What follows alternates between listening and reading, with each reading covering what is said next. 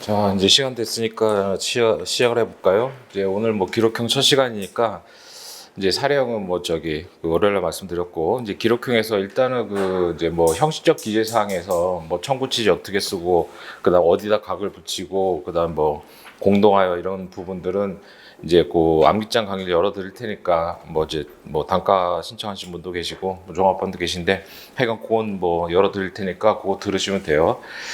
다만 문제 그 뭐야 기본 암기장은 이제 종합반 같은 경우는 뭐 횟수 없이 열어드리는데 요거는 그냥 한 번뿐이니까 또 열어달라고 하지 마시고 시간 잘 맞춰서 하세요. 그 이제 뭐 학원과의 관계도 있어가지고 뭐 모든 강의를 다 열어드릴 수는 없으니까 그 저 형적 기재 사항은 이제 뭐 두 번 했으니까 이틀 정도 했으니까 그 시간 맞춰서 이제 들으시면 되고.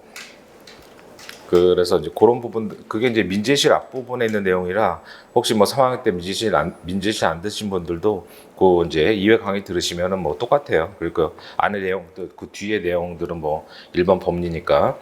그래서 뭐 이제 청구 취지가 결국 이제 판결 주문 쓰는 방법하고 똑같으니까 뭐 민재실 안 들으신 분도 그거로 뭐 가름할 수 있으니까 그렇게 해서 이제 형적 기재사항 시간 될 때 한번 들으시고, 그다음 뭐 이제 기록형은 결국 이제 이 서면 한 3, 40페이지 되는 서면을 빨리 이제 보고 쟁점을 판단해야죠.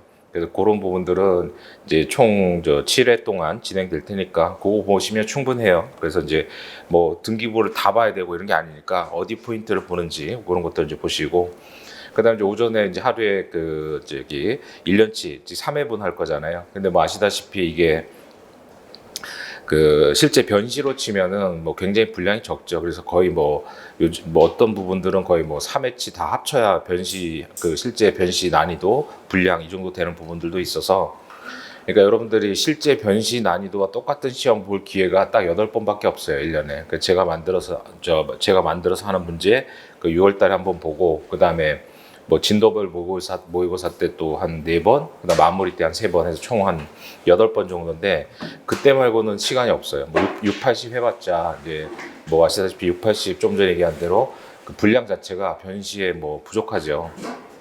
6, 80은.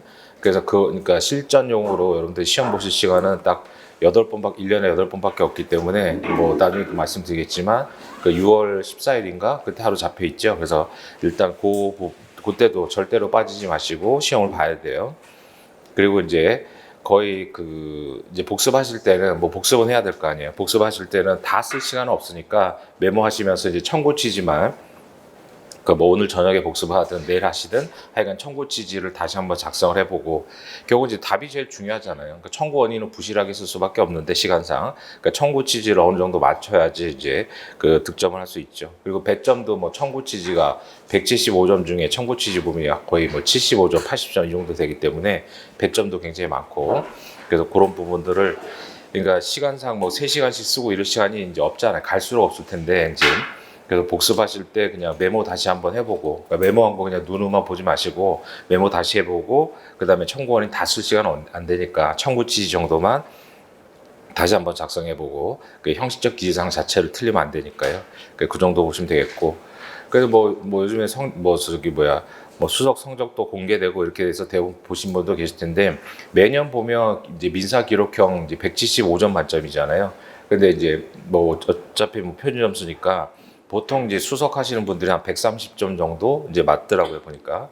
그래서 이제 그 기록형 한 100점 정도는 굉장히 고득점이잖아요. 100점 정도가 고득점이고, 그다음 보통 뭐 합격하시는 분들 뭐 커트라인이 이제 890 뭐 거의 뭐 900점 정도 보면 뭐 900에서 900점 살짝 넘거나 한 950점 정도 그런 분들도 보면 한 기록형 한 80에서 뭐 92 정도, 그렇게 물론 그 미이하로도 뭐 합격할 수도 있지만 보통 한 8, 90 정도 맞점 맞으시더라고요, 보니까. 그리고 또 1000점 넘는 분들은 보면 뭐 90점대 후반이나 이렇게 가는 거고. 그래서 작년에 수업 들었던 분들 중에 뭐 3학년이었는데 그분은 이제 그분도 보면 1000점 넘고 한 뭐 이제 기록형 다 100점 조금 넘었던데, 그러니까 어느 정도 해야 되느냐 가끔씩 보면 거의 이제 사람 이름 외울 정도는 보셔야 돼요, 이거를. 그러니까 뭐 어느 정도 열심히 해야 되느냐 가끔씩 물어보시는데, 그러니까 이제 기록형이 나오잖아요. 그러면 이제 이런 식으로 이제 사람 이름이 나오잖아요, 당연히. 그러면 이제 사람 이름 이래서 뭐 정의주다 그러면 대충 이게 무슨 기록인지 생각날 정도로 반복을 하셔야 돼요. 그 정도 하면 100% 100점 넘어요. 그러니까 근데 그 정도를 다 못 하잖아요. 뭐 양이 많고 하니까. 그래서 기록형에서 계속 반복하셔가지고 사람 이름 나오면 대충 이게 무슨 무슨 기록이었다, 뭐 완벽하게는 아니어도 어느 정도 이제 생각이 날 정도가 되면 그럼 100% 100점을 넘기 때문에 그 정도로 반복을 많이 하셔야 돼요. 그러면 이제 빨리 볼 수도 있고. 그래서 뭐 그게 쉬운 일은 아니죠.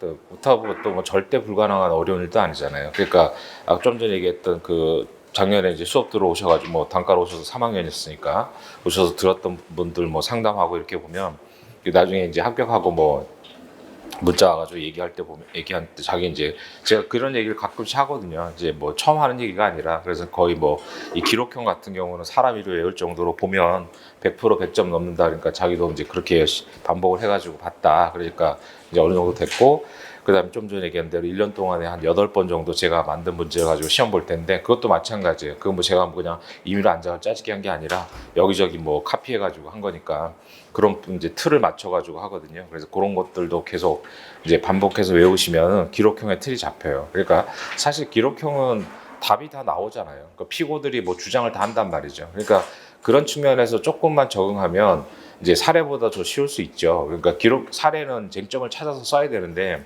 기록형은 피고가 다 쟁점을 주잖아요. 그러니까 피고가 뭐라고 주장하는 거 법리적으로 반박만 하면 된단 말이죠. 그래서 그 외의 것들은 뭐 이제 뭐 형식적인 틀이니까. 그러니까 그런 것들에 조금 익숙해지면 이제 기록이 오히려 접근하기는 이제 사령보다 더 나을 수 있죠. 그래서 그런 부분들이어서 어차피 주관식은 고생을 해야 돼요. 그러니까 객관식은 뭐 눈으로 보고 그냥 대충 이렇게 어느 정도 알면 다 맞출 수 있는데 주관식은 아니잖아요. 그러니까 주관식은 써보지 않으면 절대 안 되거든요.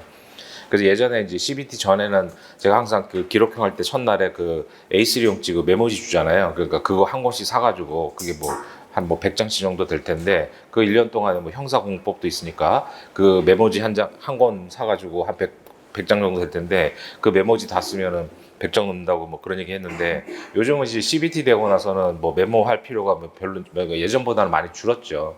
근데 이제 지금 뭐 저도 연수한다 할 때 이제 이런 식으로 메모를 했는데 메모가 뭐 여러 가지 형태가 있잖아요. 그러니까 이제 요즘은 잘 안 해서 그렇지만 그 민재실에서 하는 것처럼 이렇게 표로 만들어 가지고 뭐 표로 만들어서 여기서 뭐 피고 뭐 이제 이경연 있고 그러니까 원고야 뭐 한 명이니까 이경연 있고 그다음에 여기서는 이제 뭐 이민호 있고 뭐 이렇게 해가지고 뭐 주장 항변, 재항변, 재재항변 이건 이제 민재실의 메모 형태인 거고 그러니까 이렇게 표처럼 해도 되고 아니면은 뭐 저는 이제 그림 그려서 바로 여기다가 했거든요. 그래서 이제 그건 여러분들이 이제 편할 대로 가시면 돼요.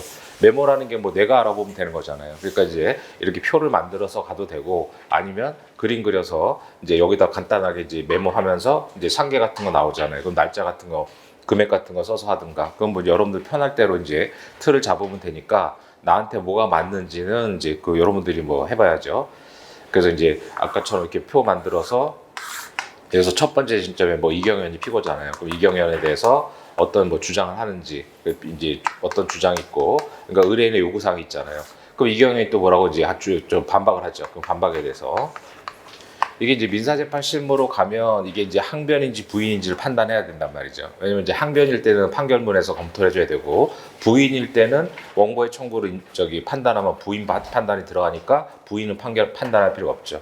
그러니까 이제 민사재판 실무에서는 주장인지 그러니까 항변인지 부인인지를 반드시 검토하고 뭐 재항변인지 제재 이걸 검토하는데 그래서 민재실 메모에는 주장 항변 그다음 재항변 뭐 제재항변 이렇게 이제 한단 말이죠. 그리고 이제 결론 부분.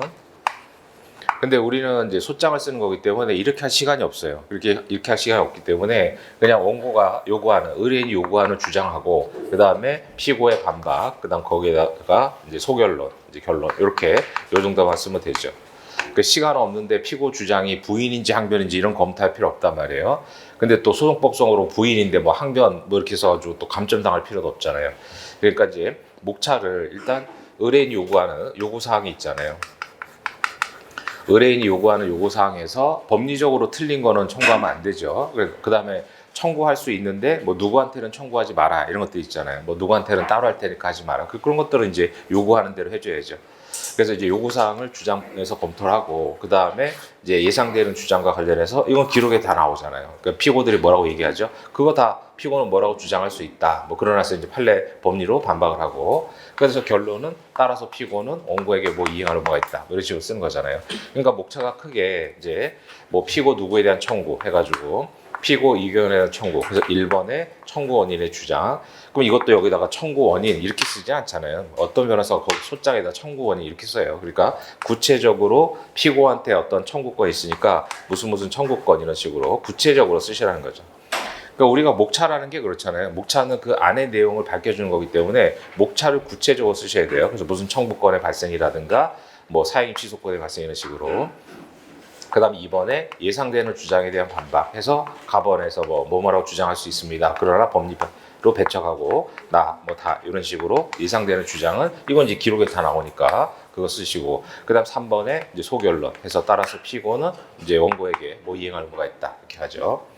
그래서 이제 주장 파트에서 쓸 때는 우리가 이제 이건 암기장 들으시면 나오는데 주시상목행으로 가잖아요. 주시상목행. 그래서 원고는 언제 뭐 피고 이경의 원고가 뭐 등등해서 이렇게 계약을 체결했다 등. 그다음 결론 부분은 따라서죠. 결론 부분은 따라서 피고는 원고에게 뭐 이행할 의무가 있습니다. 이렇게 크게 세 가지 목차로 나눠 쓰시란 말이죠. 세 가지. 그 이틀에 맞춰서 그냥 막 집어넣는 거예요, 계속. 그래서 연습하다 보면 잘 몰라도 이틀에 맞췄으면은 그렇게 되면 최소한 뭐 80점 정도 나온단 말이에요. 그건 뭐 제가 그냥 뻥치는 게 아니라 매년 이제 보잖아요, 학생들을. 그래서 그렇게 해서 그런 식으로 틀을 잡아가지고 이제 시험장 가서 시험 보고 하면 대부분 뭐 특별한 사유가 없는 한 그 정도 점수는 나와요. 한 80점 정도는. 그러니까 그 80점이 안 되시는 분들은 그 연습을 못 한 거예요. 뭐 시험장 가서 갑자기 뭐 그날 컨디션이 안 좋아서 뭐 뒤에 누구를 저 통백으로 못 썼다 이런 특별한 경우가 아니라 뭐 대부분 썼는데 80점이 안 되시는 분들은 이 틀 자체에 연습이 부족한 거예요. 그러니까 기록형은 연습만 제대로 하면 법리를 잘 몰라도 사례보다 잘 나와야 되거든요, 점수가. 물론 그게 쉽진 않지만 그래서 그런 부분들이어서 그 틀을 잡고 계속 연습을 하셔야 돼요. 그렇게 돼야 이제 기록형에서 한 80점, 90점 정도, 이제 100점 가까이 좀 안정적으로 맞을 수 있게 그렇게 가야죠. 그래서 보면 이제 사례형보다 기록형 점수가 높은 분들 보면 이 틀에 맞춰가지고 이제 아까 얘기한 대로 쟁점을 주잖아요. 그 피고들이 뭐라고 얘기하니까 그런 틀에 맞춰서 뭐 이런 식으로 메모를 하시든 아니면 뭐 이런 식으로 표로 만들든 그건 여러분들 자유니까. 그래서 그런 형태로 이제 검토를 틀을 잡아가지고 보셔야 되고, 그다음에 이제 우리가 보면 이제 상담 일지가 나오잖아요. 처음에 이제 상담 일지가 나오죠. 그래서 상담 일지에서 보면 쭉 이제 의뢰인이 와서 뭐라 얘기하고 그다음 요구 사항들이 나오잖아요. 그러니까 이걸 먼저 여러 번 읽어야 돼요. 이거를. 그러니까 마음이 급하니까 상담 일지 대충 읽고 원고 이름도 뭐 정확하게 모르는 상태에서 뒤에 막 기록 서류들을 막 본단 말이죠. 그럼 헷갈려요, 오히려. 그러니까 지금 여기서 지금 당사자들 이름들이 다 나오는데 사례야 가불병정으로 나오지만 이름이 나오잖아요, 기록에는. 그럼 이제 의뢰인이 즉 원고 이름도 지금 정확하게 모르면서 뒤에 막 등기부 내용 증명 막 보기 시작한단 말이죠. 그럼 시간만 잡아먹어요. 그러니까 앞에 상담 일지를 꾸준히 좀 열심히 여러 번 읽어서 기본적으로 지금 의뢰인이 누구고 어떠한 요구들을 하는지 어느 정도 틀이 잡힌 상태에서 뒤에 봐야 돼요. 그러니까 보통 이제 우리가 3시간 시험 보니까 3시간 보니까 보통 이제 1시간 동안에 메모나 이제 그 검토를 하잖아요. 그리고 나머지 한 2시간을 쓰는데 옛날에 손으로 쓸 땐 그랬는데 요즘은 이제 CBT니까 바로 읽으면서 뭐 예를 들어서 매매 계약의 내용 같은 거 바로 이제 입력하시는 분도 있던데 그건 뭐 여러분들 뭐 편한 스타일대로 가면 되니까. 근데 한 1시간 정도 이제 메모 및 이제 그 사실관계 판단해야죠. 그리고 한 2시간 열심히 써야 되는데 그럼 이 1시간 중에 한 10분은 상담 일지를 계속 반복해서 읽어야 돼요. 상담 일지를 계속 반복해서 읽어가지고 어느 정도 틀을 잡아놓고 그 다음에 이제 뒤에 뭐 등기부나 서면, 뭐 내용 증명 이걸 봐야지 지금부터 의뢰인이 요구하는 게 뭔지도 잘 모르고 심지어 이제 의뢰인 이름도 지금 정확하게 모르는 상태에서 마음이 급하니까 뒤에 서류 막 읽어보면 시간만 잡아먹는다고요. 시간만. 그러니까 앞에 이제 상담 일지, 물론 이제 문제 유형에 따라서 보면 상담 일지가 굉장히 짧고 뒤에 이제 내용 증명에서 왔다 갔다 하면서 자세히 나오는 스타일도 있고 어떤 거는 이제 상담 일지가 굉장히 뭐 한 3-4페이지 되고 뭐 그런 경우들이 있는데 그런 것들은 이제 모의 시험하고 뭐 연습을 할 거니까. 그래서 일단 상담 일지를 여러 번 읽어서 의뢰인이 요구하는 게 뭔지를 정확하게 파악한 다음에 그 다음에 이제 그래서 대충 이제 그림을 그린 다음에 그 다음에 이제 살을 붙이면서 기록을 보셔야 돼요. 그러니까 최소한 이 메모 1시간 하는 도중에 한 10분은 상담 일지를 계속 읽어야 돼요. 그걸 먼저 읽어서 어느 정도 틀을 잡고 그 다음에 이제 뒤에 서류들을 봐야 빨리 보고 어디를 봐야 되는지인데 그걸 잘 모르니까 이 등기부 같은 거는 등기부에서 뭐 딱 이제 마지막에 뭐 일부에 마지막 사람만 보면 되는데 그걸 처음부터 다 읽잖아요. 그럼 시간만 잡아먹고 그런 부분들이 있어서 그 이제 그런 것들 연습을 자꾸 해봐야 돼요. 그러니까 이제 뭐 기록형은 이제 그런 틀을 잘 잡으면 오히려 뭐 사례보다 좀 접근하기 쉬워하시는 분도 많으니까 그렇게 또 1년 동안 뭐 1년도 아니죠. 이제 앞으로 이제 오늘부터 시작해서 그런 형태로 이제 좀 접근을 해보세요. 그리고 안에 법리야 뭐 계속 이제 사례형 뭐 공부하듯이 뭐 법리 판단하는 거잖아요. 그래서 피고가 뭐 주장하면 판례 법리에 따라서 검토하고 이렇게 하는 거고.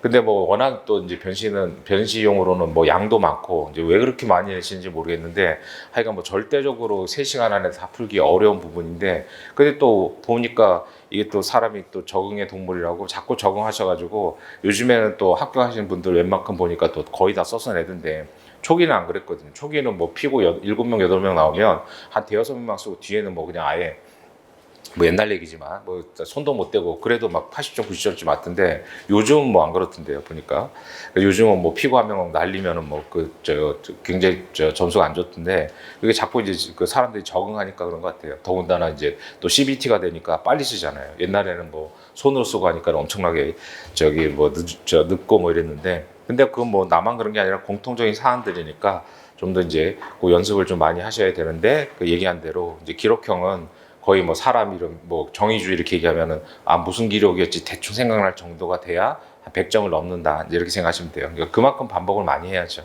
그래서 뭐 시험이라는 게 다 그렇지만 그래서 그런 형태로 가니까 이제 그렇게 좀 전체적으로 기록형의 공부 방법은 좀 그렇게 보시고 그래서 이제 1순환 때 총 7회분이잖아요. 그냥 7년치 뭐 7년치니까 21문제고 물론 이제 중복되는 쟁점들도 있어요. 그리고 올해 거는 이제 뭐 신목 끝나고 한 11월 달쯤에 이제 매년 했던 것처럼 그러니까 올해 법전형 문제 뭐 사령하고 기록형은 한 11월 달쯤에 뭐 특강 형식으로 또 할 테니까 그렇게 하면 이제 8년치 보는 거잖아요. 8년치 법전형 문제를 볼 거고 그다음에 그 이전 것들 중에서 뭐 그런 그 이전 쟁점들이 한 반은 겹쳐요. 반은. 그래서 이제 반은 겹치고 그다음에 안 겹치는 것들 중에 다시 그러니까 시험에 나올 수 있는 만한 것들은 제가 어떤 형식이든 그 8문제에서 반영을 하니까 그런 것들은 뭐 따로 보실 필요 없고 사령에서 말씀드린 대로 옛날 걸 보거나 뭐 변시 기출 보거나 시간이 남아서 개인적으로 보시는 건 상관없는데 시간 없으시면 안 봐도 돼요. 그러니까 뭐 학원 다니신 분들 그래서 학원 다니는 거잖아요. 강사가 정리해 주니까 그 사령 때도 말씀드린 대로 8년치 올해 것같이 하면 이제 8년치인 거고 그 이전 것들은 한 반 정도는 쟁점들이 겹치고 그다음에 추가로 출제될 만한 것들은 뭐 변시 출제든 아니 법전형 문제든 출제된 것들 중에서 다시 나올 수 있는 거는 제가 이제 반영을 하니까 그 1년 동안 시험 문제만 열심히 따라오시면 충분해요. 근데 추가로 보실 필요 없고 그리고 또 변시 기출 봐야 되느냐 뭐 보시는 건 말리진 않겠는데 시간이 안 되면 안 봐도 상관없어요. 근데 이제 시간이 없어서 못 보는데 안 봐서 불안하다 그럴 생각 하실 필요는 없다는 거예요. 그러니까 뭐 시간 남아서 뭐 보는 건 상관없는데 그런 거 다 반영해서 어떤 형식으로도 집어넣으니까 그 1년 동안 이제 그 각 4순환까지 그냥 꾸준히 따라오시면 돼요. 그러니까 여러분들 이제 복습을 열심히 하셔가지고 반복해서 여러 번 보시면은 충분하고 그래서 그런 형태로 이제 보시면 되니까 뭐 오늘 복습하든 내일 복습하든 아니면 다음 주에 복습하든 그러니까 복습하실 때는 메모를 다시 하고요. 그러니까 메모하는 거 눈으로 보는 거 의미 없어요. 그러니까 메모를 새로 하시고 그 다음에 이제 그 청구치지만 청구원까지 다 쓸 시간 안 되니까 청구치지는 제대로 써보고요. 그렇게 하고 그 다음에 이제 청구원인은 이제 목차만 좀 잡아보고 그 다음 해설지 한번 읽고 이제 그런 식으로 가시면 돼요. 그리고 틈날 때 그 기록형 암기장 작년에 강의한 거 동영상 한번 들으시고 그 정도면 뭐 기록형은 100점 목표로 하면은 뭐 그 정도로 충분히 할 수 있고 그걸 이제 못해서 점수가 안 나오는 거지 하면 반드시 나와요. 점수는 특히 사례하고 달리 기록형은 매년 보면 그렇게 하면은 사례형이 조금 부족해도 기록형은 반드시 그 점수가 나오거든요. 왜냐면 이게 틀이 딱 잡혀져 있고 그 다음에 이제 피고들이 쟁점을 주잖아요. 피고들이 주장하는 것만 검토하면 되니까. 그래서 이제 그런 틀만 잘 잡으면 사령보다 오히려 점수가 잘 나올 수 있으니까 그렇게 해서 이제 연습을 많이 해보세요. 그러니까 주관식은 저도 뭐 주관식은 여러 번 떨어져 봤지만 주관식은 뭐 방법이 없어요. 여러 번 많이 써보는 수밖에 써보고 해보고 그래서 이제 항상 뭐 메모도 열심히 해보고 그렇게 해야 되니까 그러면서 이제 여러 가지 자기한테 맞는 이제 메모법이나 이런 것들 이제 공부하는 거죠. 그런 형태로 가야 돼요. 자, 그래서 이제 진도를 나가 보면요. 자, 이제 그 교재 페이지로 2페이지 19년도 1회차 보죠.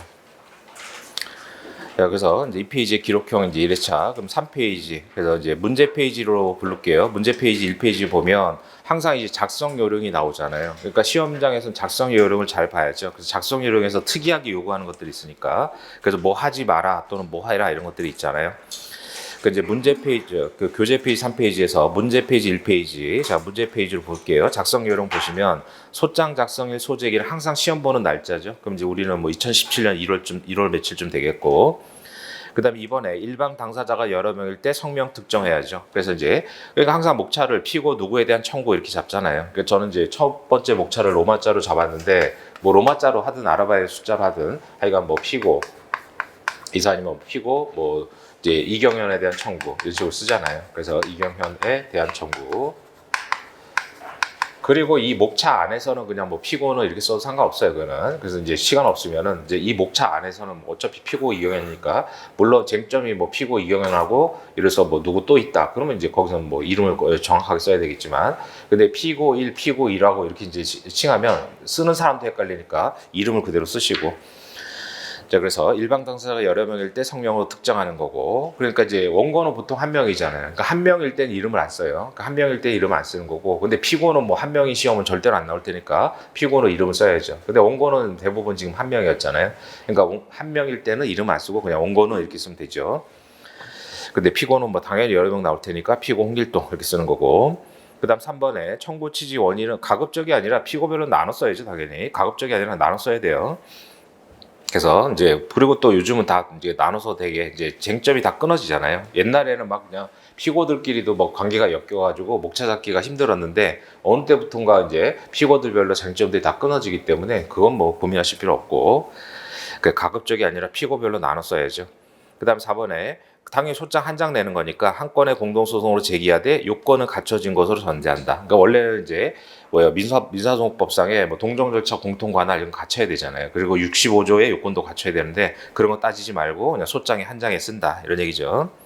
그다음 전속 관할도 지금 몇 번 나왔잖아요. 그래서 이제 주청결의 취소송 같은 거 전속 관할로 해서 나왔죠. 그래서 전속 관할도 신경 좀 쓰셔야 되고 관할은 뭐 항상 나오는 거잖아요. 맨 마지막에 무슨 법원 기준하니까 전속 관할이라든가 뭐 이미 나왔지만 전속적 합의 이런 것도 나올 수 있어요. 그런 것들을 연습할 수 있는 문제는 제가 만들어 놨으니까 그 8번 시험을 꼭 보시면 돼요. 그럼 그 안에 다 해결이 되니까. 그 다음에 예비적 선택적 병합은 하지 말라고 했던 건 뭐 계속 또 주장이 됐었던 거고.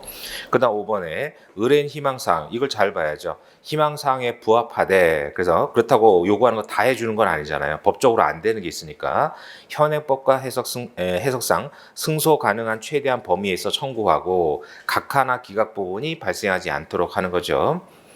그래서 희망사항 중에서 법적으로 틀린 주장을 하면 안 되는 거고, 그 다음에 또 뭐 누구한테는 청구하지 마세요. 그런 것들은 이제 뭐 의뢰인 요구대로 해주는 거죠. 그 다음 6번에 상대방에게 항변 사유가 있고 요건이 갖춰진 것으로 판단되면 청구 범위에 반영하고 예컨대 뭐 피고가 동의하였는데 인정되면 상환이익 청구를 해야죠. 그 다음에 주장으로 정지된 사항에 관해서 이유 있다고 판단되면 청구 범위에 반영하고요. 이유 없다고 판단되면 배척의 이유까지. 하여간 피고가 뭐라고 주장하면 그 주장에 대한 법리 판단을 하라. 그런 얘기죠. 그 다음 7번에 사실관계는 모두 사실에 부합한다. 이건 뭐 전제로 해야 되잖아요. 그걸 전제로 하지 않으면 시험을 뭐 볼 수가 없으니까. 이래서 뭐 증인, 뭐 누가, 뭐 이래서 공인중개사가 나와서 확인서 같은 거 작성해 주잖아요. 그럼 그게 거짓말이라고 보면 뭐 문제 성립 자체가 안 되잖아요. 그러니까 그런 건 다 진실이라고 보는 거고.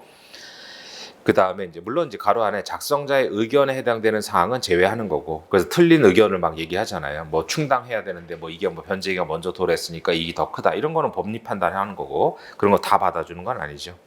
그 다음에 기재되지 않은 사실은 없는 것으로, 이거 상상하면 안 돼요. 특히 시험장 가서 사례도 그렇지만 어디서 본 문제 같다. 그럼 조심하셔야 돼요. 그래서 뭐 달라질 수 있기 때문에.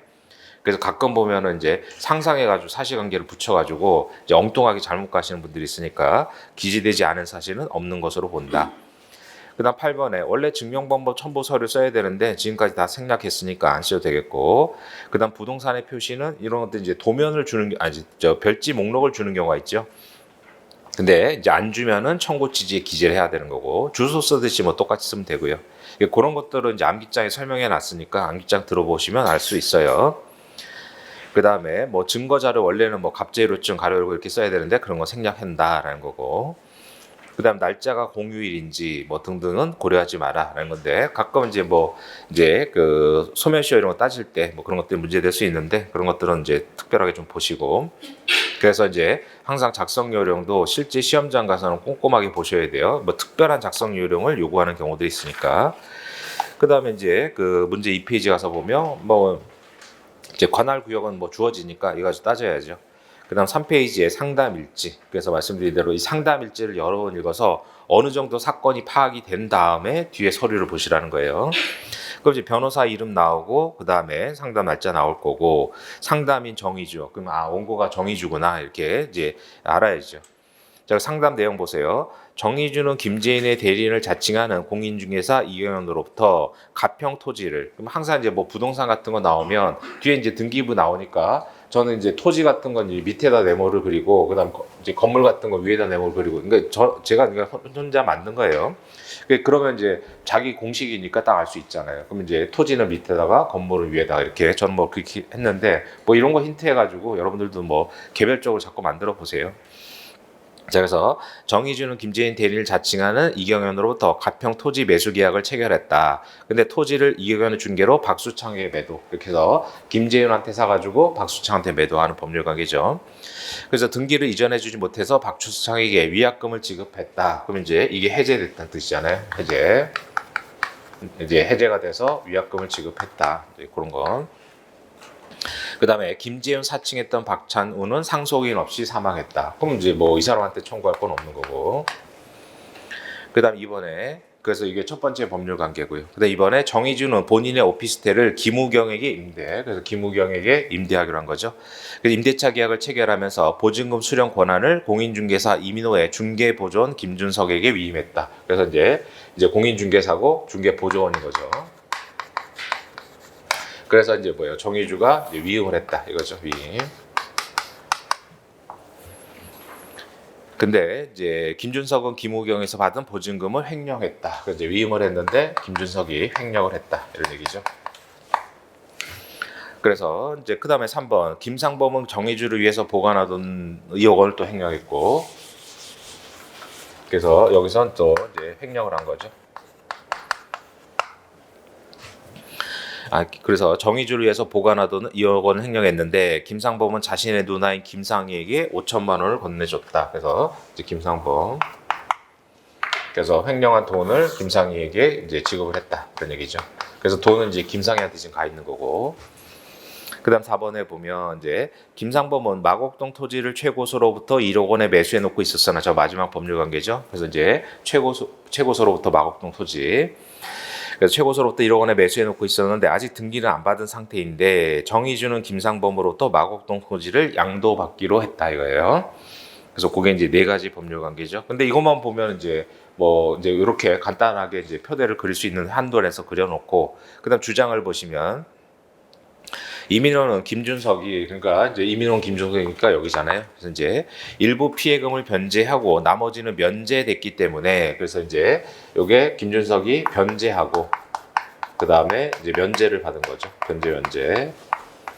그래서 분인정 연대에서 뭐 절대요 이거잖아요. 그러니까 일부 변제, 나머지 면제됐기 때문에 자신은 책임이 없고 그 다음에 있더라도 김준석이 변제한 나머지만 변제하겠다라고 주장하는 거죠. 이게 이제 예상되는 주장에 뒤에 나올 거고. 그래서 이제 뭐 이민호는 뭐예요? 자기는 책임이 없고 또는 이제 나머지만 변제하겠다. 그래서 나머지만 변제하겠다. 그러면 이 나머지가 얼마냐? 이걸 이제 계산하는 거죠. 그 다음에 문제 4페이지에 최고소는 김상범과의 매매 계약이 해제됐고 이 마지막 얘기죠. 그 최고소의 주장은 해제됐다는 거예요. 김상범의 채권자, 저 복만이라고 나오죠. 김상범의 채권자가 가압류를 했기 때문에 등기를 이전해 줄 수 없다. 그러니까 지금 최고소는 계약이 해제됐다. 그 다음에 이제 복만이에 가압류가 있다. 그래서 못 해준다 이런 얘기죠. 그러니까 이런 것도 이제 뒤에 구체적으로 내용 중에 나올 거고. 자, 그래서 희망사항을 잘 봐야죠. 1번 가평 토지. 그러니까 이제 부동산의 이름을 특정을 시켜놔야 되는 게 가평 토지 하면 이게 누구랑 관련된 건지 빨리빨리 봐야 되잖아요. 그래서 가평 토지와 관련해서 지출한 돈 상당의 손해를 이경영으로부터 배상받고 싶다. 그러니까 그런 것들은 뭐 색깔 볼펜 같은 걸로 해서 의뢰인 요구하는 대로 지금 정의주가 온 거잖아요. 그러니까 이경영을 상대로 소송을 해달라. 그럼 이게 가능한지 그런 거 따지는 거고. 그 다음 2번에 이제 오피스텔 임대차 보증금 수령과 관련해서 이민호가 횡령했잖아요. 그래서 이제 김주석이 그래서 이민호를 상대로 손해배상을 받고 싶다. 그래서 이제 여기서는 이제 이민호를 피고로 해달라 이렇게 된 거죠. 다만 자기 잘못도 있으니까 법원에서 50% 과시상계되는 것으로 판결 나올 것을 미리 계산해서 청구하고 싶다. 그래서 이제 과실상계를 50%로 해라 이거죠. 그래서 이제 대외적 부담 부분이 달라지는 분의정연대 법률관계 그게 나온 거죠.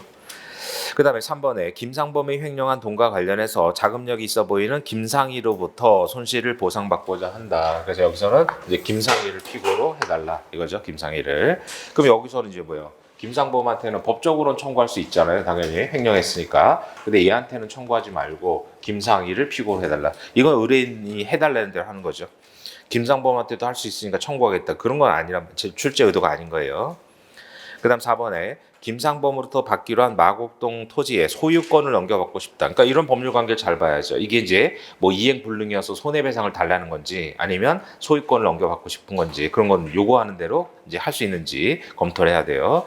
그래서 토지 소유권을 넘겨받고 싶다. 다만 그 외의 김상범에 대한 금전 청구는 제기하지 않기로 한다. 이런 것들은 의뢰인의 요구대로 해주는 거예요.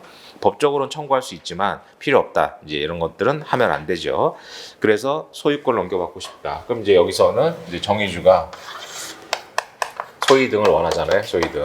근데 등기는 지금 최고수한테 가 있으니까 이걸 뭐 직접 청구할 거냐 아니면 채권자 대의로 갈 거냐 이런 것들을 생각해 봐야죠.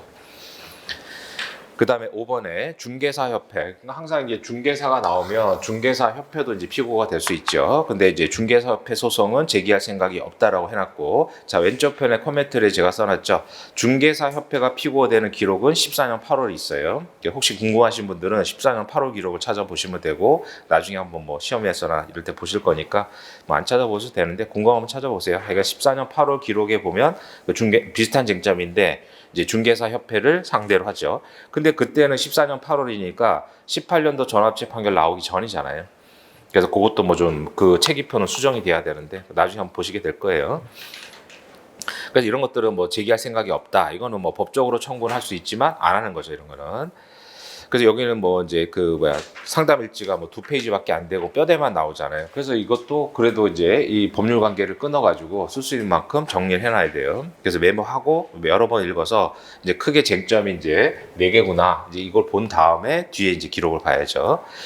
그래서 이제 5페이지, 기록 페이지로 5페이지 가서 보시면 등기부 항상 나오잖아요. 그러니까 아까 얘기한 대로 부동산을 특정을 해놔야 돼요. 특정을. 토지인지 건물인지. 안 그러면 이것도 시간 걸린다고요. 그러니까 그런 것들 기록 보고 이 기록이 누구랑 관련된 건지 이런 시간도 엄청나게 많이 잡아먹어요. 그러다 보면 또 사실관계를 또 잘못 보고. 그래서 기록 5페이지에 보면 맨 위에 뭐 주소만 보면 되잖아요, 일단은. 그래서 맨 위에 장것이 보면 경기도 가평시 가평을 이렇게 있죠. 그러면 이제 가평 토지인 거고. 그럼 여기는 뭐 표제부는 볼 필요는 없잖아요.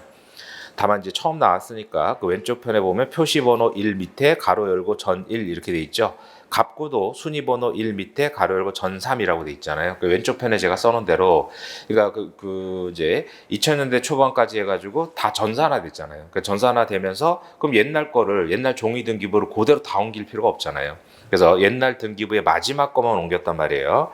그래서 이게 옛날 등기부, 즉 전 등기부의 3번이었다. 그 갑구에 보면 순위번호 1번에서 김재현이라고 돼 있잖아요. 근데 김재현이 뭐예요? 이게 3번째 소유자였다 이거죠, 원래는. 그래서 종이 등기부에서 3번이었다. 그런 얘기예요. 그래서 전삼이라는 게 앞에 옛날 등기부의 3번이었다. 그럼 김재현이 3번째 소유자였구나. 근데 뭐 앞에 있는 사람 다 옮길 필요는 없잖아요. 그 김재현만 옮긴 거예요. 그래서 그거만 보면 되죠. 그래서 결국은 이제 가평 토지는 지금 김재윤 건데 이제 이경현이 박찬호한테 속아가지고 무권 대리로 넘긴 사안이죠. 그럼 여기서도 이제 지금 김재현 거구나, 가평 거는 뭐 그것만 보면 되잖아요. 나머지 볼 필요 없고 표제부 볼 필요 없고. 그렇게 이제 등기부 처음 나왔으니까 그런 거고. 그다음에 6페이지 넘어가서 여기도 마찬가지예요. 각종 서면이 나오면 밑에서부터 읽으셔야 돼요. 당사자가 누군지를 먼저 봐야죠. 매매계약서를 위에서부터 읽을 게 아니라 밑에 매도인, 매수인 여기를 먼저 봐야죠. 항상 서면이 나오면 당사자들이 밑에 나오잖아요. 물론 맨 위에 뭐 이제 서면 같은 거 누구 귀하하고 뭐 이렇게 나오는 경우도 있는데 하여간 당사자를 먼저 보셔야 돼요. 내용을 먼저 볼 게 아니라. 이게 누구와의 매매 계약인지 봐야지 뭐 뭐 매매할 때도 바로 들어올 거 아니에요. 그러니까 맨 밑에 매도인 김재윤, 매수인 정의주. 그럼 1번이구나, 가평이구나 이렇게 되죠. 근데 매도인 대리인 이경현 이렇게 돼 있잖아요. 그러니까 이제 이경현이 대리인으로서 팔았죠.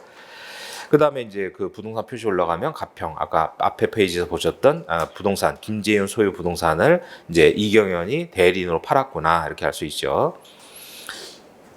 그 다음에 매매 계약서도 많이 나오는데 그래서 그 이제 1조를 보면 뭐 이제 계약금, 중도금, 잔대금 보통 하죠. 그 계약금 보통 당일날 받잖아요. 그럼 계약금에 보면 뭐 영수함 이경현, 그래서 이제 대리인이 받은 것으로 나오죠. 그다음 2조. 그 왼쪽 편에 써놓은 대로 이게 해약금인지 위약금인지 그걸 구별할 수 있어야죠.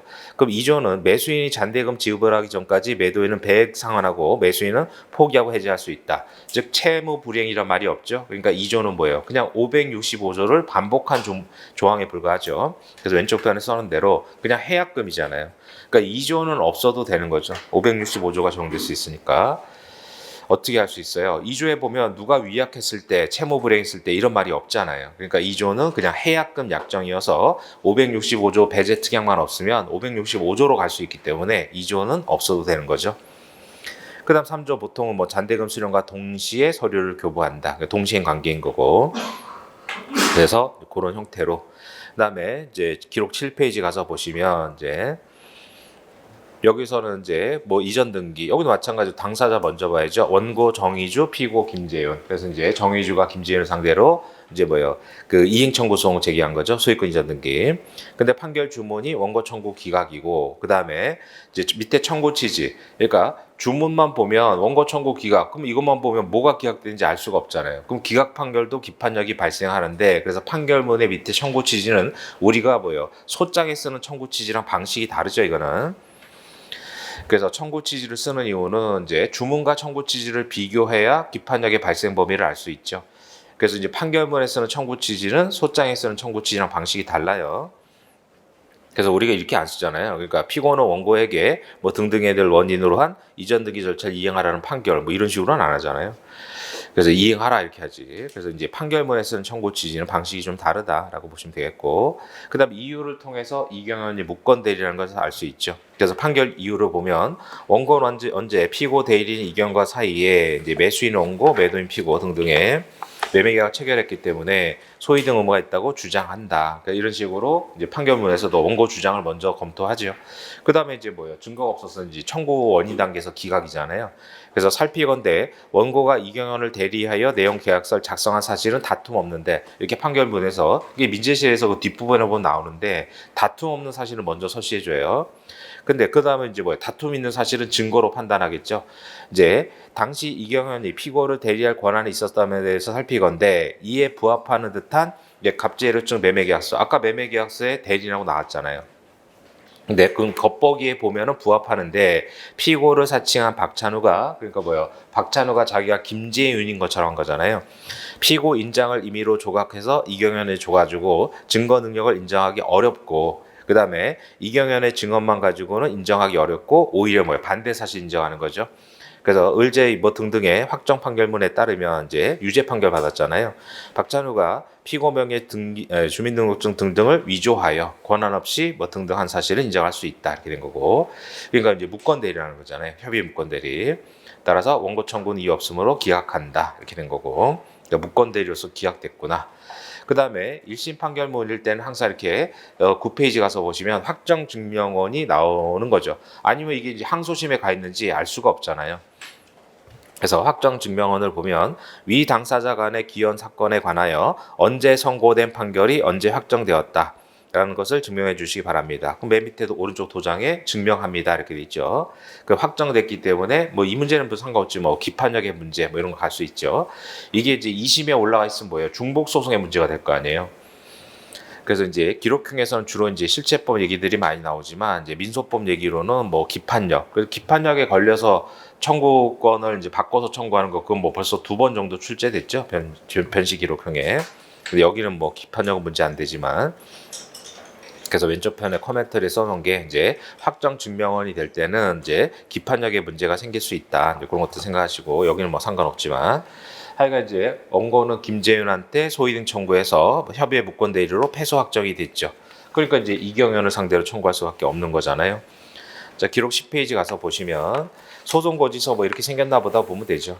그래서 사건 번호 나오고 원고 피고 나오고 그다음 고지인 원고 정의주 그다음 피고지인 이경연 이렇게 되죠. 그래서 이제 김재현한테 패소하면 이경연한테 뭐요? 협의회 무권 대리 책임 물어야 되니까. 그래서 위 고지인은 피고지인에 대해서 원고 피고 사건 피고 간의 위 사건에 관하여 그래서 김재현과 관련된 소송에서 소송을 고지한다 이런 얘기고.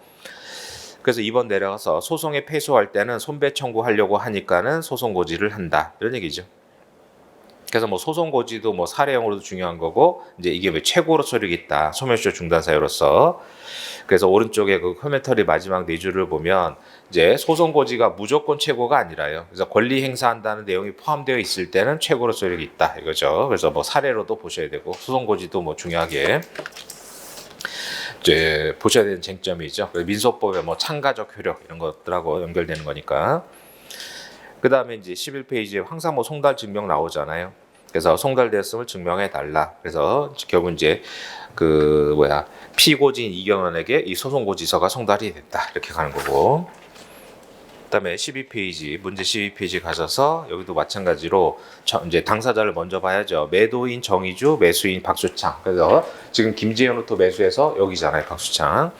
근데 등기를 이제 못 받으니까 박수창과의 계약이 해제가 된 거잖아요. 그래서 그 이제 그 위에 올라서 계약 내용을 보시면은 2억 7천만 원에 매수하되 매매 대금은 계약금은 당일 지급하고 중도금 잔대금이죠. 그래서 2조의 잔대금 상환으로 동시행 인도인 거고 교부 이전해 준다 뭐 이런 얘기죠. 그 다음에 5조 이게 뭐예요? 본 계약을 매도인이 위약 시, 그러니까 위약이란 말이 들어가야 이게 이제 위약금 약정이죠. 그래서 위약금은 손배 예정 아니면 위약 버리잖아요. 그러니까 매도인이 위약했을 때는 계약금 상당액을 배상하고 매수인이 위약할 때는 계약금 포기하고. 그러니까 이제 100 배상하고 포기하고 한다고 해서 565조가 아니라 여기는 위약이란 말이 들어갔으니까 이건 위약금 약정이고. 그럼 이제 398조 사항에 따라 뭐예요? 손배 예정으로 추정이 될 뿐이죠. 그래서 이제 3천만 원 물어준 거잖아요. 해제가 돼서. 그래서 13페이지 가서 보시면 6천만 원. 그러니까 자기가 받은 3천만 원은 돌려주고 거기다 추가 3천. 그래서 6천인 거죠. 그 배액 상환이라는 게 그 얘기잖아요. 그러니까 이제 배액 상환한다고 해서 뭐 2배를 물어주라가 아니라 자기가 받은 돈 플러스 받은 만큼. 그래서 배액이죠. 그래서 오른쪽에 13페이지에 위 금액을 가평업 등등에 관한 매매 계약을 귀하가 위약한 데 대해서 3천원 받은 돈을 돌려주는 것으로서 3천원 위약금으로서.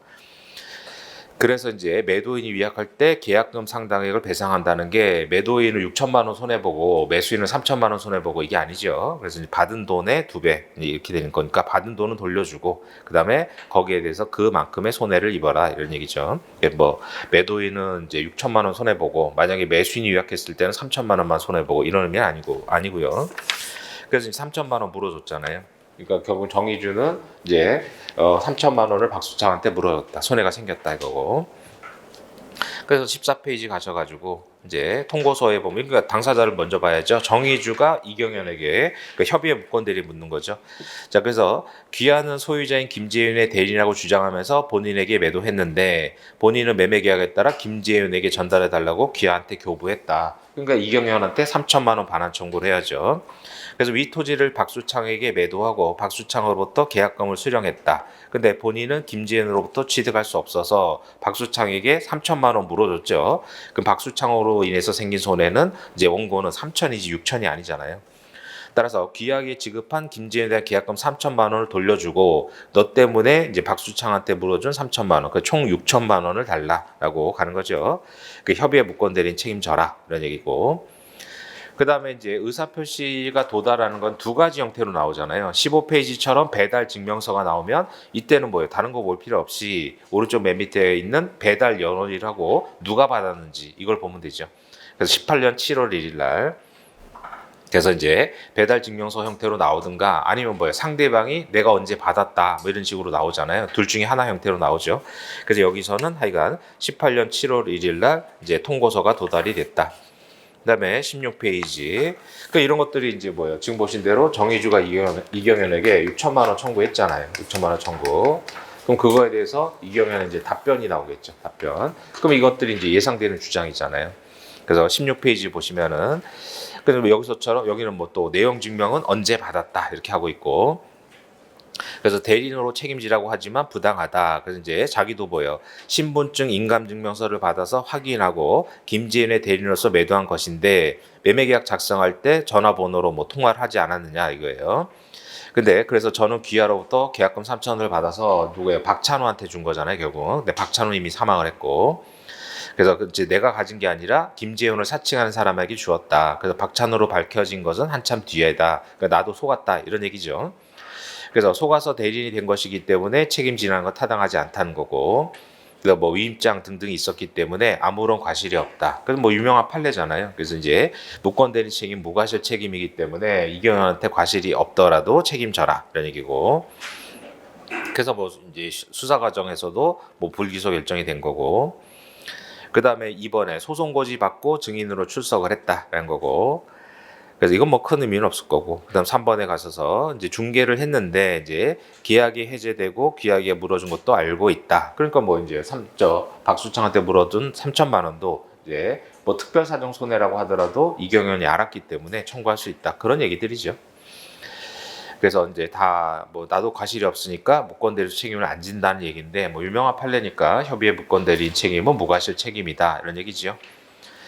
그래서 뭐 그 16페이지 마지막에 있는 얘기는 좀 전에 본 대로 이런 것들은 보통 뭐 특별 사정에 의한 손해잖아요. 그러니까 이제 이 매매 계약이 이제 불능이 됨으로 인해 가지고 자기가 전매를 했는데 전매 제3자에게 손해배상해 줬죠. 이런 것 보통 뭐예요? 특별 사정 손해로 보잖아요.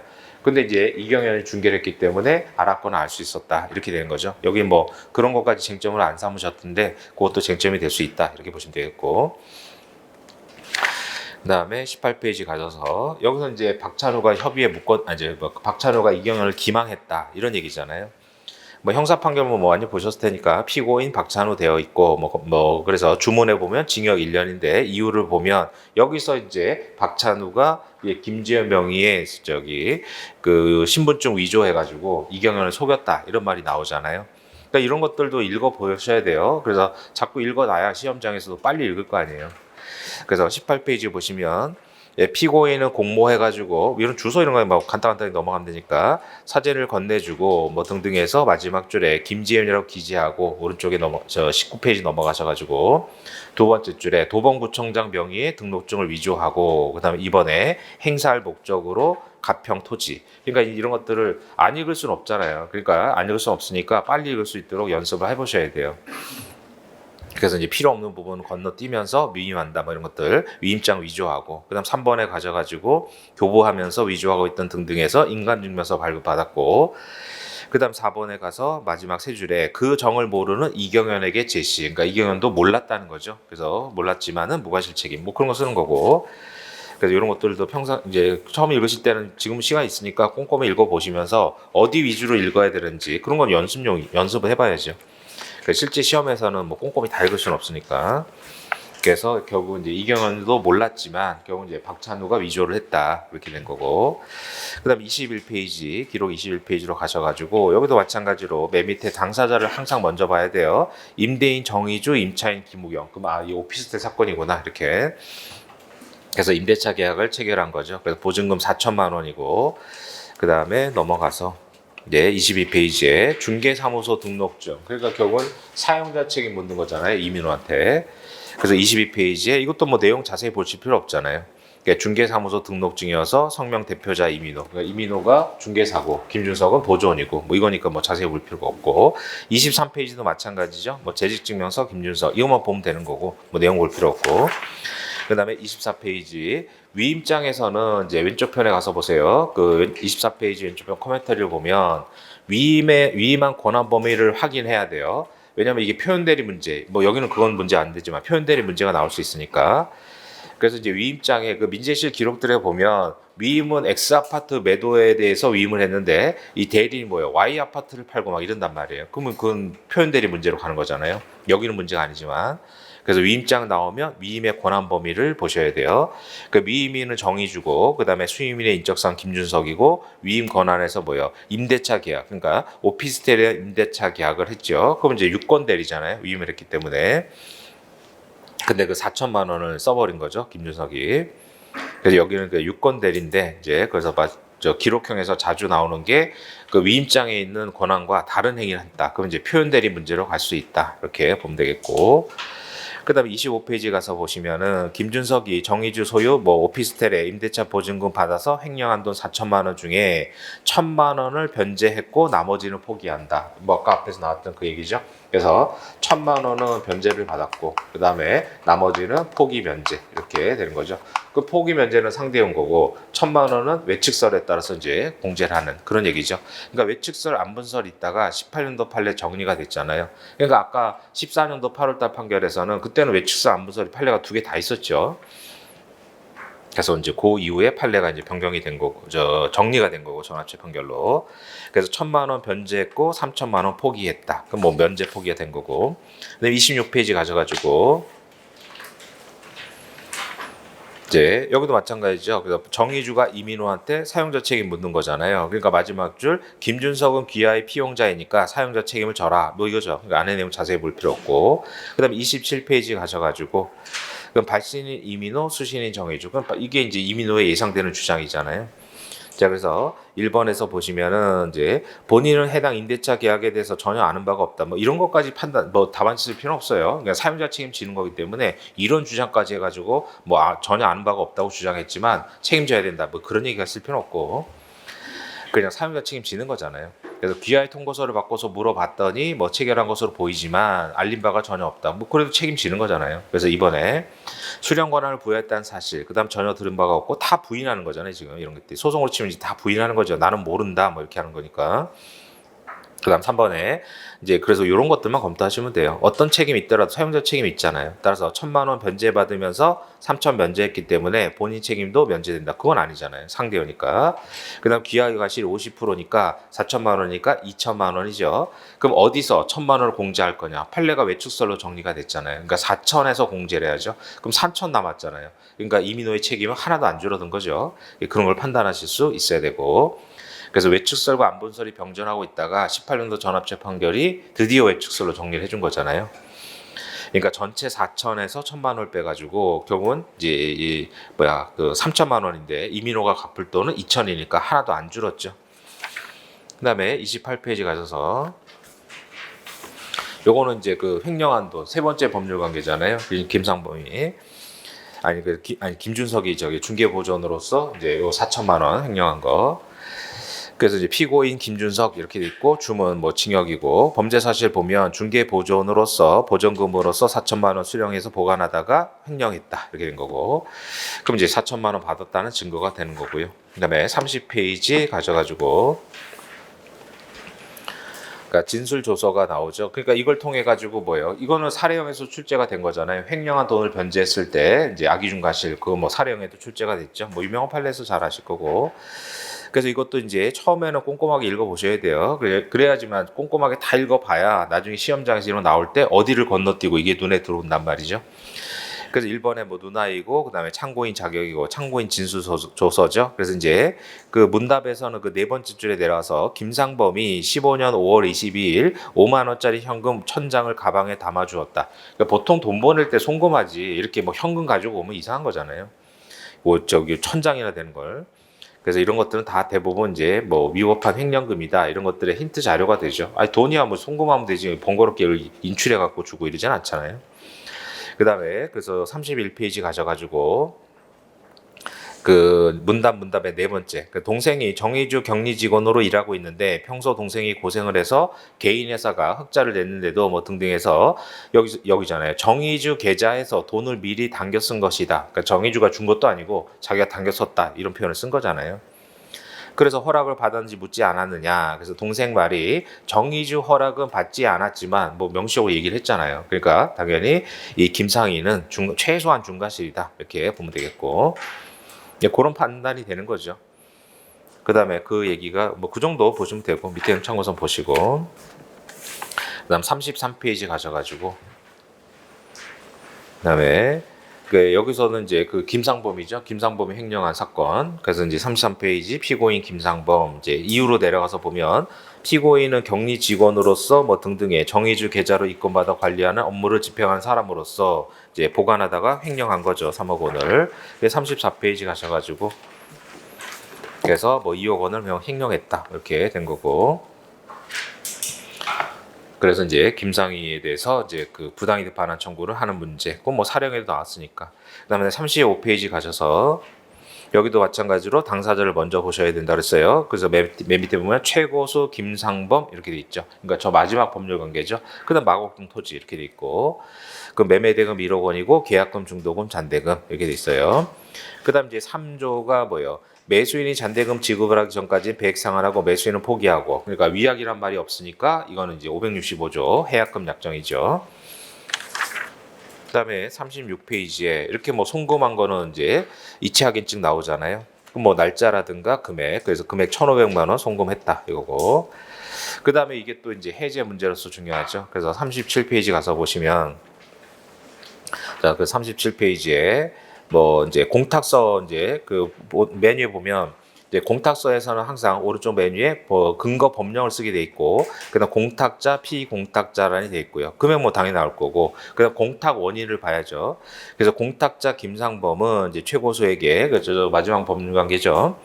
그래서 피공탁자에게 매매 계약에 따라 1차, 그러니까 계약금은 36페이지에 송금한 거고 1차 중도금 1,500만 원 및 2차 중도금 2,000만 원 뭐 등등을 이제 미리 지급하고자 했으나 피공탁자 수령 거부하니까 변제 공탁을 하는 거죠.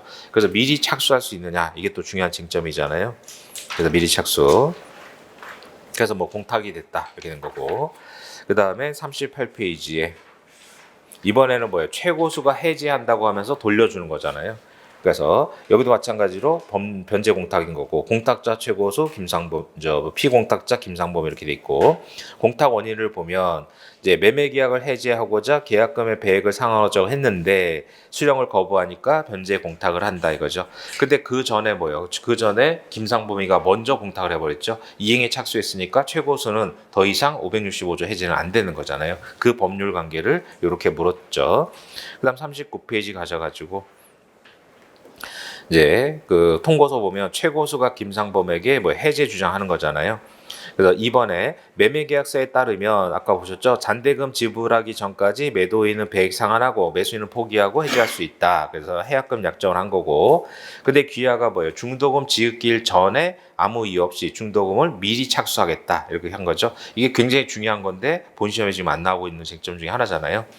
그래서 본인이 거절했다는 거고, 그래서 공탁을 했다 이런 얘기고.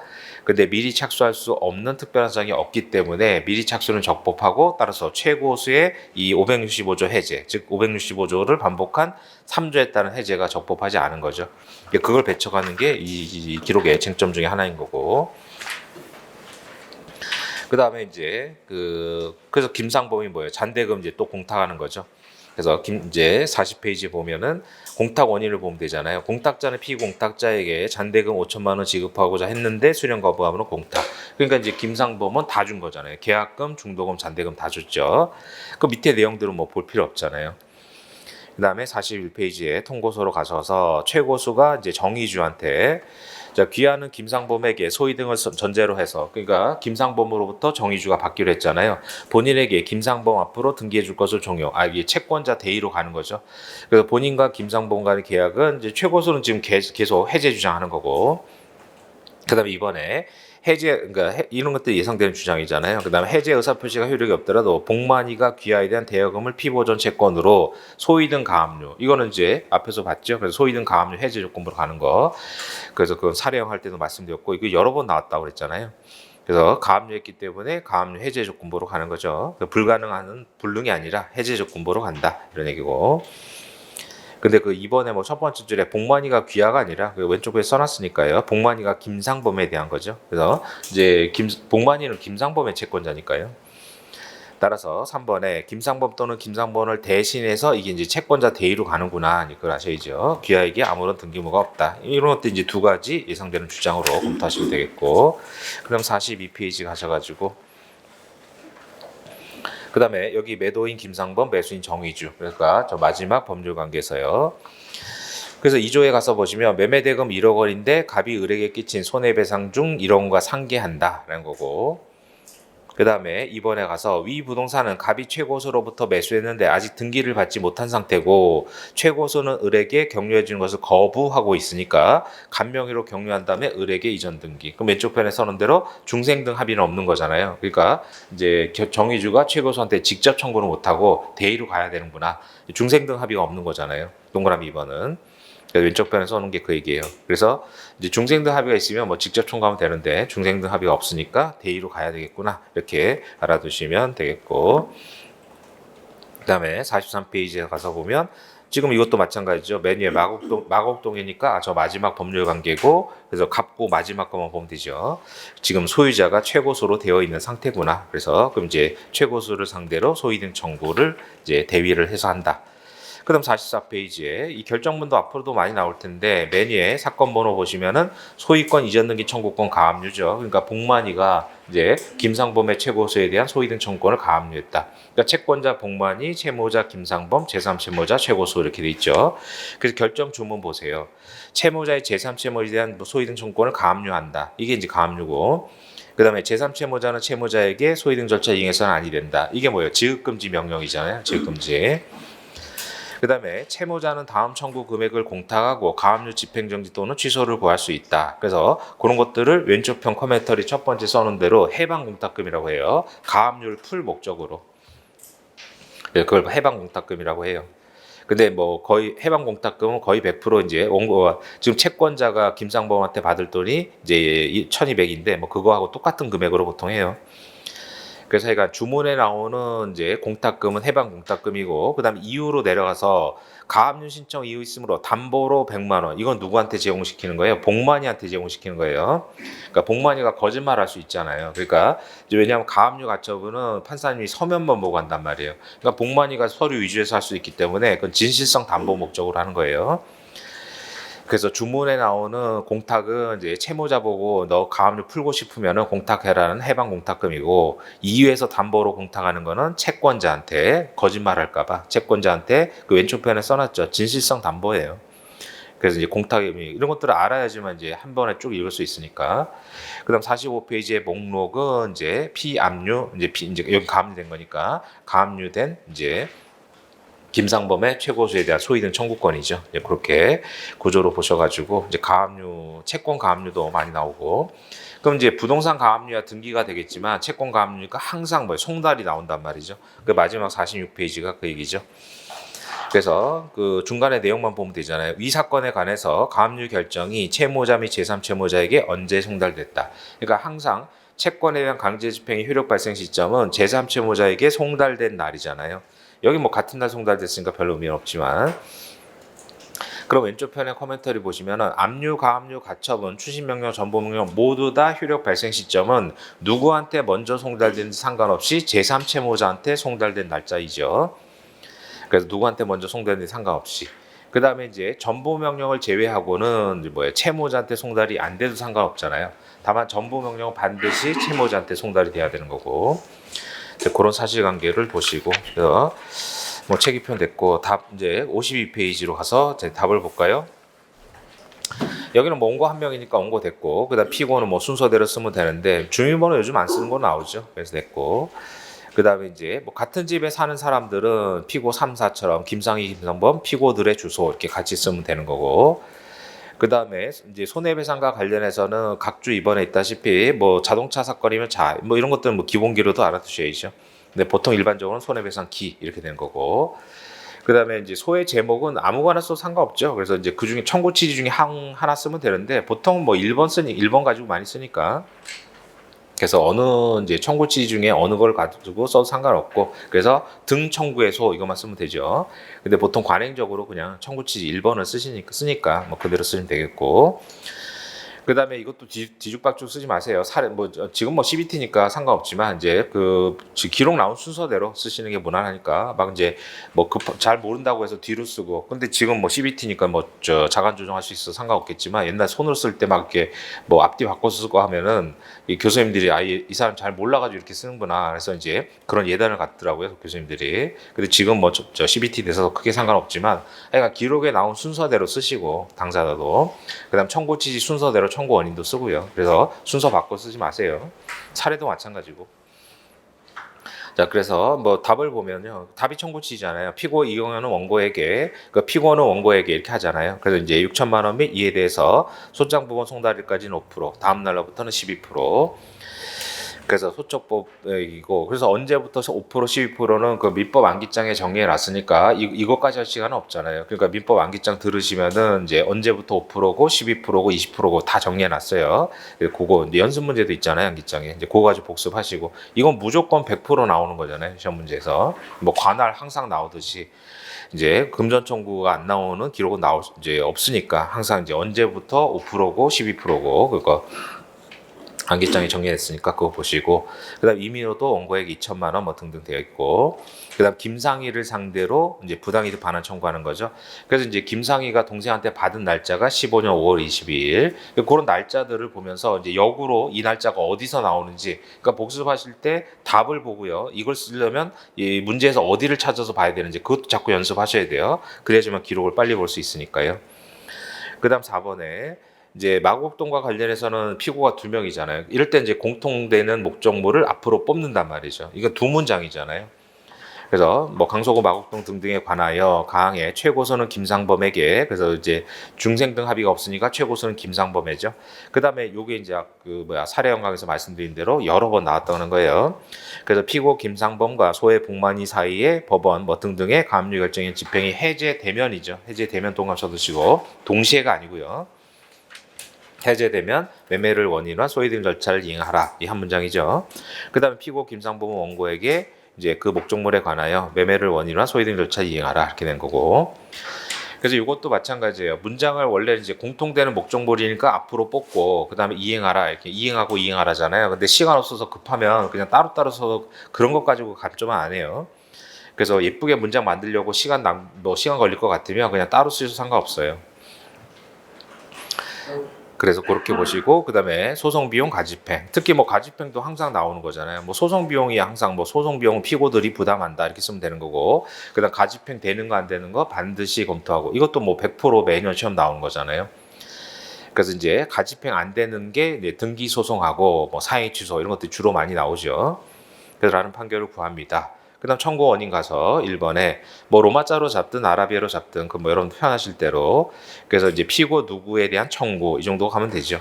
그래서 아까 얘기한 대로 목차에다가 피고 이경현에 대한 청구해서 뭐 1번으로 가서 뭐 무건대로 인한 손해배상 청구. 그래서 아까 말씀드린 대로 1번 피고 이제 이경현에 대한 청구.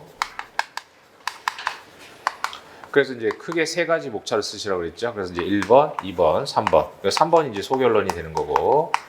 그 소결론은 따라서 이제 피고는 뭐 원고에게 뭐 할 의무가 있습니다. 그래서 이걸 정리해서 이제 청구 취지에 올리면 되니까. 그럼 여기다가 이제 뭐예요? 청구 원인 이렇게 쓰신 분도 있는데 되도록이면 구체적으로요. 그 여기서처럼 뭐예요? 그러니까 무건 대리로 인한 손해배상 청구권. 그래서 이제 무건 대리로 인한 손해배상 청구권 이렇게 구체적으로 쓰면 되죠. 그러면서 시작할 때는 여기는 이제 조시상목행인데, 그래서 조시상목행으로 가서 이제 이때는 시작이 뭐예요? 원고는이잖아요. 원고는 언제 피고 이경원과 뭐 등등 이렇게 가는 거죠. 그 다음에 이제 결론 부분은 피고는이 주어가 되는 거고, 그래서 이 부분을 정리해서 청구 취지에다 올리면 되잖아요. 그렇게 쓰시면 돼요. 그러니까 목차를 크게 3가지로 잡아서 여기는 청구 원인 쓰고, 그 다음에 여기는 뭐예요? 예상되는 주장에 대한 반론. 그래서 예상되는 주장에 대한 반론에서 이건 이제 기록에 나오는 거 써서 세부 목차 붙여가지고 피고는 뭐라고 주장할 수 있습니다. 그러나 어쩌고 해서 배척하고 이렇게 하면 되죠. 그러니까 목차를 3가지 잡아놓고 그냥 막 집어넣는 거예요, 이제는.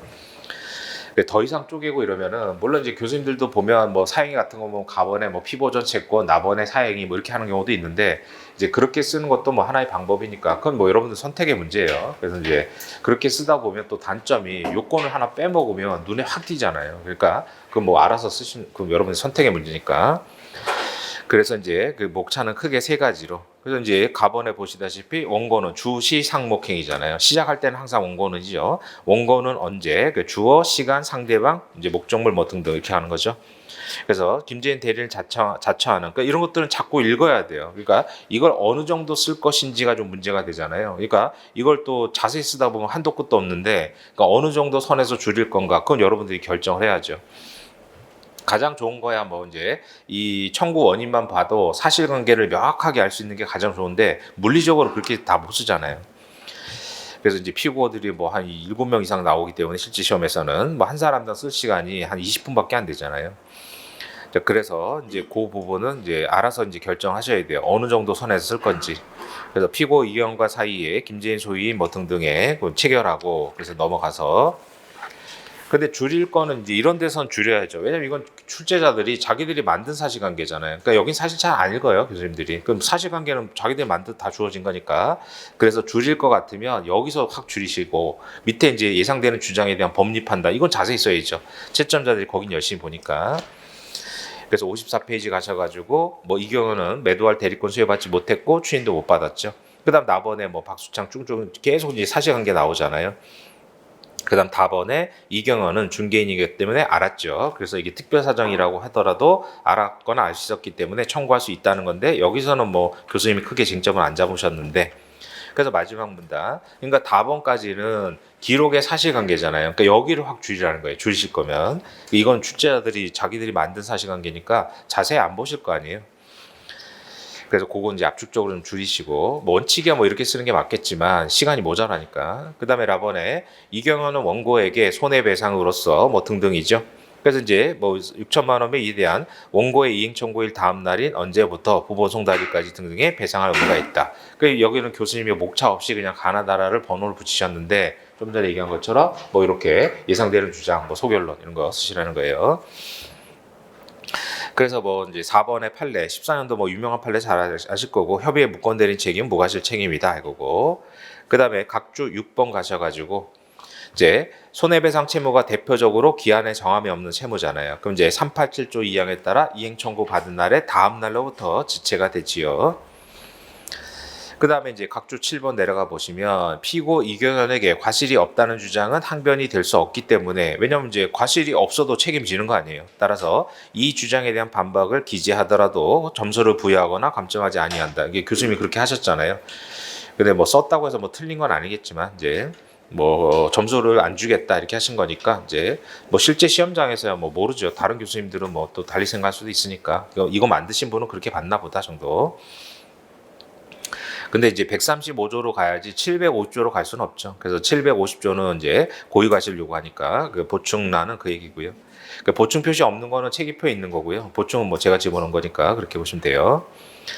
그래서 여기는 그냥 예상되는 주장 없이 그냥 본문을 쭉 쓰신 거고, 근데 뭐 예상되는 주장으로 잡아도 크게 상관없을 것 같고요. 그 다음에 오른쪽 2번에 두 번째 법률관계죠. 그래서 이민호한테 사용자 책임, 이것도 마찬가지예요. 저기 문제 만드신 분은 이제 목차를 구체적으로 쓰셨는데, 그냥 피고 이민호에 대한 청구해가지고 가번에 사용자 책임에 따른 손해배상 청구 뭐 이렇게 써도 상관없죠. 하여간 세 가지 목차에 이제 자꾸 집어넣으시는 연습하셔야 돼요. 그래서 뭐 위의 사실관계는 그대로 간 거니까 뭐 횡령을 했다. 따라서 방가로 2번에 사무집행의 불법행위로서 손해를 가했기 때문에 손해배상 책임이 있다. 근데 과실 50%로 인정하겠다. 그런 얘기죠. 그 50% 잡으라고 뭐 작성 요령이 주어졌으니까. 그다음 나번의 제목을 보시면 피고 이민호의 예상되는 항변 또는 주장이라고 돼 있는데, 이게 부인일 수도 있단 말이에요. 그러니까 답안지 쓰실 때는 그냥 주장에 대한 반박 이렇게 쓰세요. 그러니까 민재실에서는 이게 부인인지 항변인지 철저하게 검토를 해야 되는데 판결문 쓰는 방법이 다르니까. 근데 우리가 소짝에서 뭐 그거 따지고 있을 시간 없으니까 그냥 피고가 뭐라고 주장하는 것들 전부 다 그냥 검토만 하면 되잖아요. 그러니까 피고 이민호의 예상되는 주장에 대한 반박 이렇게 쓰세요. 항변 아닌데 항변이라고 쓰면 안 되니까요. 그래서 이제 피고 이민호가 이런 주장했잖아요. 1,000만 원 지급받고 나머지 면제했으니까 내 채무도 소멸했다. 뭐 이렇게. 그래서 이제 뭐뭐라고 주장할 수 있습니다. 그러나 쓰면서 이제 법리로 배척하면 되죠. 그래서 56페이지 가셔가지고 부진적 언대 관계 있고 그래서 이제 변제는 절대어지만 면제는 상대어니까 일단 배척되는 면제부터 검토해서 배척하면 되는 거고 그다음 방가로 이번에 50% 과실상계 한 2천만 원에서 1천만 원 공제 주장했는데 외칙설이잖아요. 그러나 그게 이제 각주 10번에 나오는 드디어 이제 18년도 전합체 판결에서 정리가 된 거죠. 외칙설로. 그래서 다액 채무자가 단독으로 부담하는 부분이다. 그러니까 결국 이제 4천만 원에서 1천만 원이 공제한 거니까 3천만 원 남았는데 이제 그 이민호는 2천만 원 부담하니까 하나도 안 줄었죠. 그 2천만 원 전액 청구할 수 있다 이거고. 그래서 소결론 가져가지고 이민호는 2천만 원 이에 대한 불법행위로부터 그러니까 불법행위는 불법행위 당일로부터 붙이잖아요. 그래서 소장보험 송달일까지 5% 다음 날로부터 소적보험 12%. 그다음 3번에 이제 김상희, 김성범 최고수를 한꺼번에 묶으셨는데 뭐 따로 해도 상관없죠. 그래서 가번에 김상희에 대해서는 부당이득 반환 청구잖아요. 악의 중과실, 횡령한 돈 이거 뭐 사례도 나왔으니까. 자 그래서 이제 두 번째 문단 내려가셔서 알지 못한 때 최소한 중과실로 봐야죠. 아까 그 참고인 진술서서 보면 중과실로 포섭할 수 있고. 그다음 마지막 문단에 그럼 받은 날로부터 알았을 거 아니에요. 그렇기 때문에 마지막 문단에 5천만 원 이에 대해서 악의의 수익자 항상 부당이득은 어느 시점에서부터인가는 악의가 되죠. 영원히 선인 사람 없다고 그랬어요. 그러니까 악의의 수익자가 되는 시점인데 김상희는 뭐 아까 진술서를 보면 받을 때부터 그 정의주의 허락 없이 이제 동생이 가져왔다는 걸 알았잖아요. 그러니까 받은 날로부터 악의의 수익자로 판단하는 게 무난할 거고 그래서 배상할 무가 있다 이렇게 하는 거죠. 그다음에 넘어가서 그다음에 이제 마지막 법률 관계. 그래서 방가로 1번에 김상범에 대한 소위 등 그러니까 보통 채권자 대의로 갈 때는 피보전 채권부터 먼저 검토하죠. 그래서 물론 PD를 먼저 썼다고 틀리는 건 아니지만 채취든 채대든 피보전부터 먼저 검토해야 되겠죠. 그게 이제 가장 무난한 답안이잖아요. 그래서 방가로 1번에 보면 피고 김상범에 대한 소위 등 이게 피보전이잖아요. 그다음에 방가로 2번에 최고수에 대한 소위 등 이게 PD 채권이죠. 그래서 뭐 지급하기로 약정했다, 뭐 공탁했다. 그래서 이제 매매 전대금 지급했다. 뭐 사실관계니까. 그다음에 이제 복만이의 가압류가 이제 도달이 된 거죠. 그래서 오른쪽에 가셔서 그래서 이제 세 번째 줄에 집행이 해제되면이에요. 동시에가 아니라 매매 소위 등 절차를 이행할 무가 있다. 이런 거고. 그다음 그런데 거기 별표 하나 쳐놓으시고 이런 것들을 빼먹으면 안 돼요. 그래서 각주에 제가 써놨는데 그 각주 16번 보세요. 청구 취지만 보면 채권자 대인지 알 수가 없잖아요. 그렇기 때문에 청구 원인에 반드시 채권자 대의라는 게 나타나야 돼요. 그래서 이제 그 왼쪽편 나번의 목차를 뭐 피보전 채권, 뭐 채무자의 권리 불행사 이렇게 사례 답안지점 쓰시는 분들도 있는데 그 뭐 선택의 문제니까요. 가끔씩 체기표에도 보면 어떤 교수님들은 그게 쓰셨는데 제가 볼 때는 그게 뭐 제대로 잘 쓰면은 장점이 되겠지만 오히려 하나 빼먹으면 눈에 확 띄어가지고 오히려 감점될 확률이 더 크니까 제 생각에는 그냥 뭐 이렇게 녹여서 쓰는 게 더 무난할 것 같은데 그건 뭐 여러분들 알아서 판단하시면 되니까. 근데 하여간 59페이지 두 번째 문단에 이런 거 빼먹으면 안 돼요. 각주 16번 보실까요? 청구 취지만 봐서는 최대 소송을 모르잖아요. 따라서 청구 원인에 채권자 대의권의 요건이 나타나야 돼요. 이거를 이제 그 사례처럼 목차를 나눠서 쓰시든 아니면 저처럼 그냥 원래 체기표처럼 그냥 마지막에 쓰든 그건 여러분이 선택의 문제 결정하시면 되고. 그다음 관련해서 각주 16번에 이제 세 가지예요. 채권자 대의권, 그다음에 확인해소, 그다음에 장래해소 세 가지. 그래서 최대권에서는 요건, 그 확인해소에는 확인의 이익을 써야죠. 그다음 장래해소는 미청필 꼭 써야 돼요. 그래서 이런 것들은 빼먹지 않도록 배웠으니까 그런 것들 누락하시지 않도록 그래서 16번 별표 하나 쳐놓고 자꾸 외워야 돼요. 그러니까 주관식은 자꾸 이제 담아놔야지 안 그러면 나와가지고 아차하잖아요. 몰라서 못 쓰는 게 아니죠. 생각이 안 나서 못 쓰는 거니까.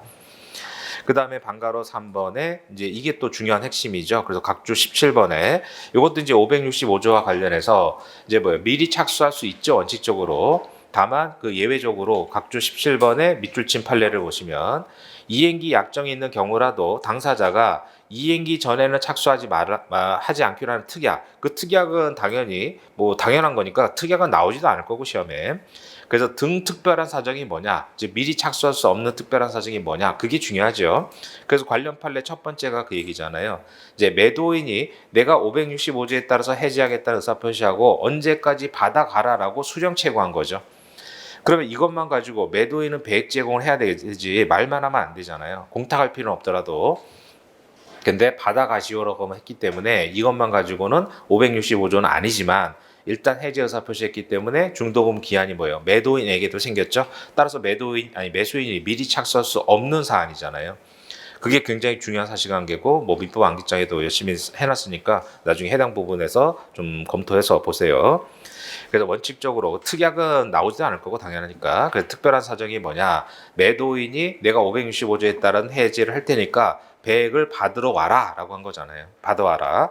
그러니까 이제 매도인은 배액 제공해야 되기 때문에 받아가시오 이것만 가지고는 안 되는 거고. 그렇지만은 해지 의사 표시했기 때문에 기한이익이 매도인한테 생겼죠. 그래서 미리 착수할 수 없다 이거고. 그럼 중도금 기일 전날까지는 매수인이 미리 착수할 수 없는 사안이 생긴 거고. 그러나 60페이지 밑에 비교 판례를 보세요.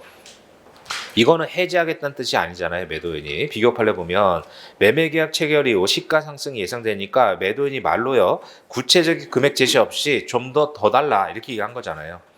그래서 지금 가격이 자꾸 올라가니까 나 억울하다. 좀 더 달라고 한 거지 해지하겠다는 뜻이 아니죠. 그러니까 매수인이 눈치를 챈 거잖아요. 아, 얘가 잘못하면은 이제 565조 해지를 하겠구나. 그래서 이제 매수인이 바로 송금을 해버린 거죠. 그래서 확답하지 아니한 상태에서 중도금을 이행기 전에 제공. 그럼 착수가 적법하잖아요. 이거는 매도인이 해지한다는 뜻을 표시한 게 아니니까.